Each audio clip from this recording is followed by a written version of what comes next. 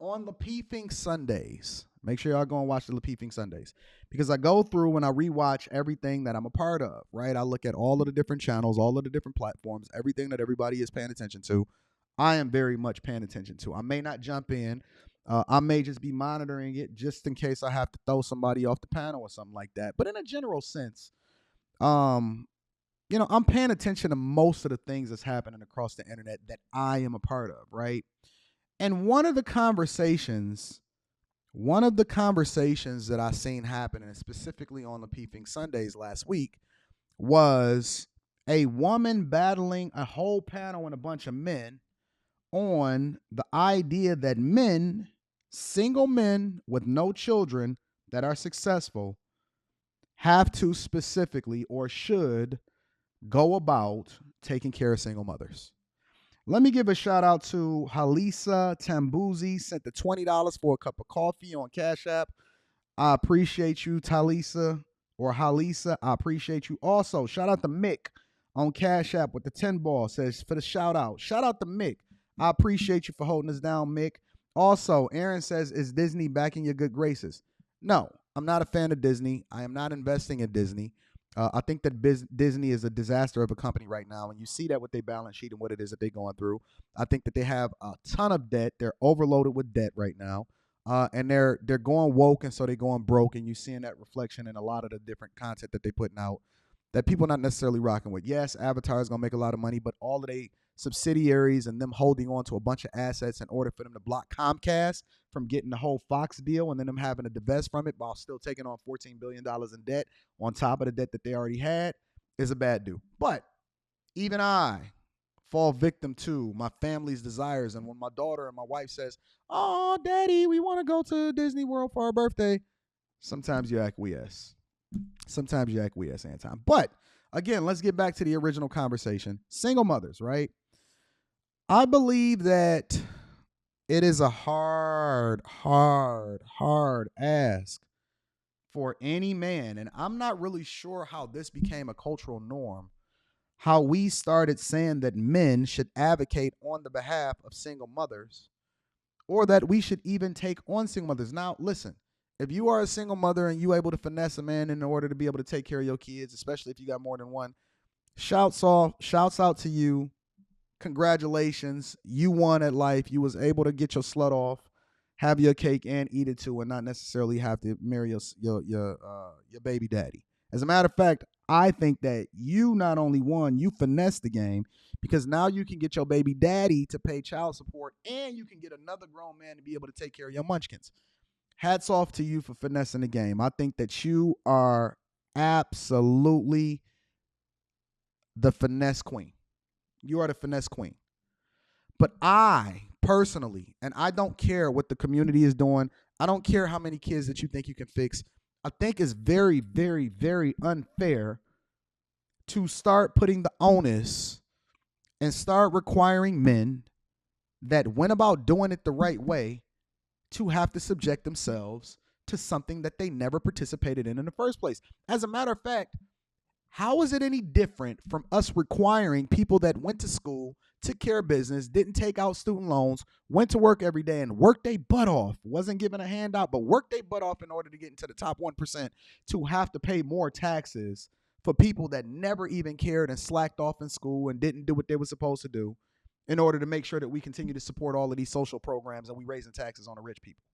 How's it any different? How is it any different from feminism? Look at the parallels. Feminism is essentially advocating for you getting equal benefits without putting in equal work because we know that men are the majority of the prison system. We know that feminists literally advocate updating family court laws because it wouldn't work in their favor. So that's not equal. It's not equal.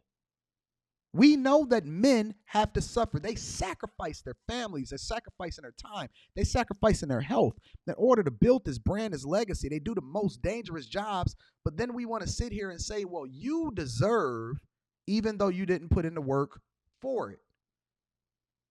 So why should a man, regardless of how you feel about the community or what the parent should do, because this is not a cultural norm in other successful cultures. As a matter of fact, if you go and you look at any place abroad,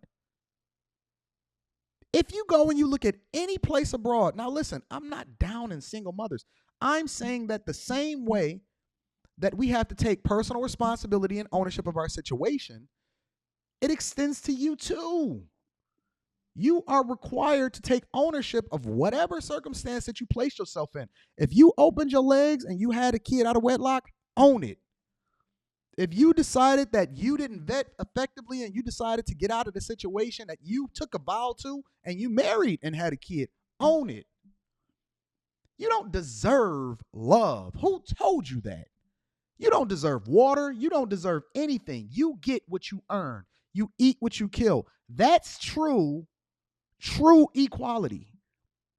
Because you are largely living on and standing on the backs of giants that sacrificed their lives, that died in coal mines, that fought wars in order to make sure that you were free and you had the ability to be able to do what you wanted to do. You didn't earn anything. You are the beneficiary of other people that came before you in order to ensure that you're free, have the ability to earn, do whatever it is that you want to do, go and take on a bunch of student loan debt so that you can beg Biden in order to get forgiveness. How is it any different from any other situation, any other circumstance, any other financial decision, anything that you do in your life? You have to take ownership and responsibility for your circumstance. I don't care how many people in your community, because that's not my community. My community is the bag chasers. I don't sit there and align myself with the lowest common denominator. When I see that I've made a mistake in picking the wrong person to be a part of my team, I cut it off immediately and I say, listen, don't ask me for nothing because I don't owe you nothing. Which then gives me more information. And even in that situation, I take accountability. I said, you know what? Y'all told me I shouldn't have did business with that person in the first place. My bad. I'm going to make a better decision next time. I still own it. It's still mine. I take responsibility for my family. I take responsibility for my wife. I take responsibility for my community and my neighborhood. I pour into people. I mentor young guys. God forbid you now are requiring me to make up for the mistakes that you made with another man that didn't care enough for you to actually marry. So he was cool enough for you to open your legs for, but he's not cool enough for you to take a vow for in order to ensure that your children are secure. So now another man has to come in his place and be able to take care of your munchkins just because they drooling all over the place and they ain't got no health care coverage. For what? That's the true definition of leading a man into a burning building. Why should this man put his life on the line for a woman that he never knew only because she wanted to open up her legs to him? And now what does he get in return? Disrespect from the community, disrespect from this little munchkin that's never going to ever look at him as a valuable human being. He's just going to benefit, and he's still going to be chasing his daddy because he got daddy issues and things that his father left him with from a generational curse perspective. And now we got to come and be the garbage men. Why are men, successful men specifically, that's not supposed to even be on the street in the first place, now designated to being the cleanup men? That's insane. That's insane. So this guy did everything he was supposed to do in his lifetime, and now he got to come and clean up. He got to be the garbage man. He got to clean up the streets now too. Never mind holding people accountable for the decisions that they make.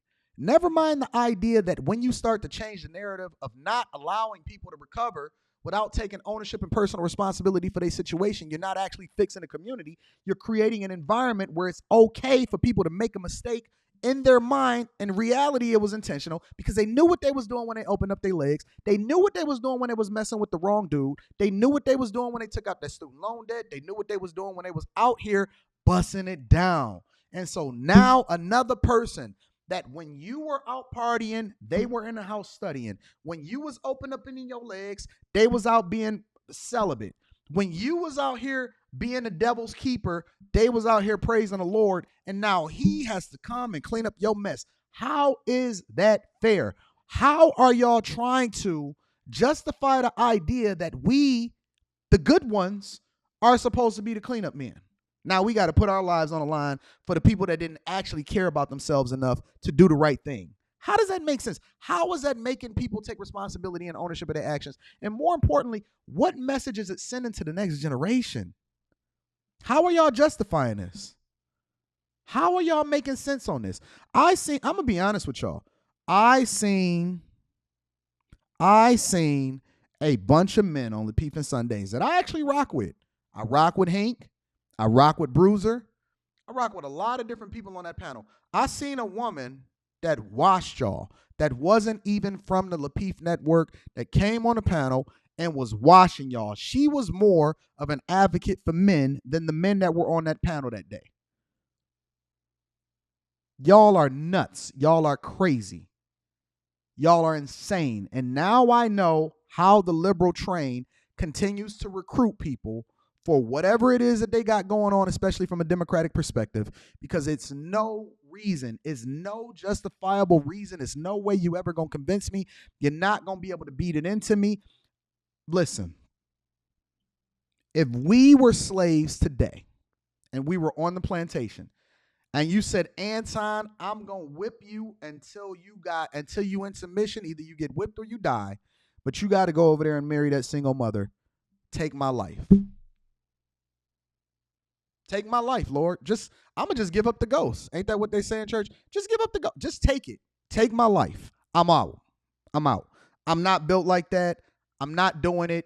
You're not going to get me to go against my principles and the things that I stand for. And I am not, in good conscience. Shout out to my single ladies. Shout out to the people that's getting it together. In my opinion, I don't think that you should start dating until after your kids is actually out the house or they're old enough to be able to take care of themselves. That's what I stand on. I don't move. I don't sway for anybody. Now, if you're able to do it your way, there's some things you're going to agree with me on and there's some things you're going to disagree with me on. But I'm not in good conscience going to tell a man to run into a burning building and kill himself and then die while everybody else get rescued. I'm not doing it. It's not happening over here at the Millionaire Morning Show. It ain't happening on the Anton Daniels channel, and I can't do it. I'm not doing it. You're not going to get me to do it. So congratulations for y'all finessing a lot of these dudes. I don't agree with it. I don't align with it. I don't know how it is that you're able to justify this bad behavior, but shout out to y'all.